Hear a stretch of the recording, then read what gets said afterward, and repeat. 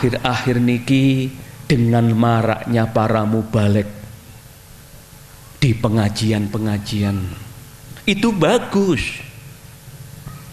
Cuman setunggal engkong kula keprihatin niku Pak Camat. Tugas mereka itu kan memberi fatwa agar mereka itu tentram hatinya. Mereka yang punya persoalan hidupnya itu mereka katakanlah diberi ketentraman lahir batin, memberi fatwa agar mereka itu lebih dekat dengan Allah. Tujuan utama kan itu. Tetapi kenapa kadang mereka itu menghujat orang lain, menghina orang lain? Ini yang sangat tidak diperbolehkan Pak Camat. Nyun sewu, semisal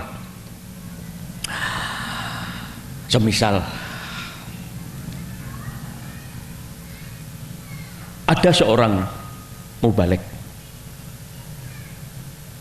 singkat cerita ya ini dia mubalek akhir-akhir niki menghina Gusmi, menghujat Gusmi. Saya bilang begini, Imam Ghazali sang pemilik Ihya Ulumuddin loh, menghujat penjahat dan mboten pareng. Mereka juga makhluknya Allah. Apalagi Gusmi ini loh, para wali pada zamannya dawuhaken Gusmi adalah waliyun min auliyaillah. Bentuk panjenengan persani piyambak Kabupaten Tulungagung, Blitar, Trenggalek, Kediri, Nganjuk, Pare. Makam siapa yang oleh Allah dikirim ribuan orang untuk berziarah? Pastilah jawabnya adalah Gusmi.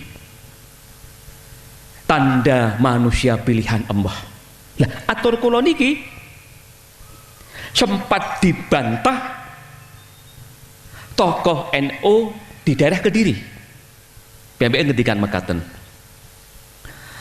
menungso iki lek wis mati terus kuburane diziarahi wong akeh, iku urung tentu lek menungso sing njero kuburane wong apik. Terus kula jawab ngeten, ya Allah, apa gunanya Allah menciptakan Syekh Abdul Qadir Al-Jailani? Kenapa Allah menciptakan di tanah Jawa ada Sultan Wali Songo, ada Mbah Holil Bangkalan, ada Ki Hamid Pasuruan, ada Gus Dur. Pramila niki lho nggih. Kadang-kadang awake dhewe niki jujur kemawon lho nggih. Kadang-kadang bisik-bisik menghina Wahabi, yang menghujat Jahula dan lain sebagainya, padahal diri kita sendiri belum tentu benar menurut Allah, belum tentu benar menurut Allah. Dan terus kesimpulannya pun seolah-olah sang tokoh ini tidak mempercayai doa dan Fatihah yang ditujukan pada orang mati nyampe di tujuan, seolah kan seperti itu.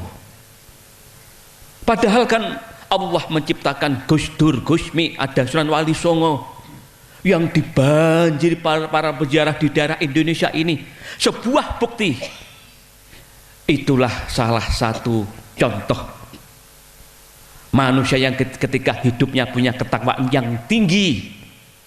Untuk contoh kita yang manusia sing tasik urip niki. Dados kesimpulanipun puntoh, monggo sareng-sareng belajar mirsani awak kita piyambak. Insyaallah kita niki lho belum tentu benar menurut Allah. Semisal sholat kita piyambak yang kita yakini sholat adalah senam olahraga yang paling baik, di samping diwajibkan oleh Allah datang kita sedaya. Kula niku kan nate ngleresi kalau zaman semanten ngajak salah setunggalipun kanca kula mlebet dateng Masjidil Haram Mekah. Sak dereng mlebet lare kula niku kula bisiki, nanti kalau kamu sudah masuk ke dalam masjid, dan melihat beraneka ragam bentuknya orang sholat, caranya orang sholat, diamlah kamu. Lahir batin diamlah kamu. Ternyata itu begitu melebet, derek sholat jamaah, bibar sholat, piambek badan kuat ngempet Pak Kapolsek. Gus, kula kok bingung ningali sholat itu yang teng masjid Mekah niki. Enten sing sholat kalih gendong bayi, enten sholat sing kalian dolanan HP, enten sholat ingkang tolah-toleh dan lain sebagainya. Langsung piyambake kula aturi, tadi saya kan sudah bilang, nanti kalau kamu melihat orang di dalam masjid Mekah sholat yang warna-warni, diamlah kamu. Intini pun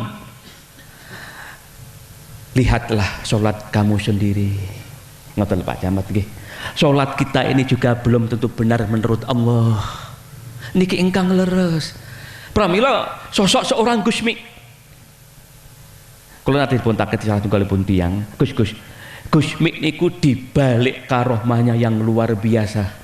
Napa keunikanipun Gusmi? Kula jawab, Gusmi itu sepanjang hidupnya tidak pernah menghina orang, tidak pernah mencaci maki orang, meletakkan posisi dirinya itu serendah-rendahnya di bawah sandal. Itulah seorang Gusmi.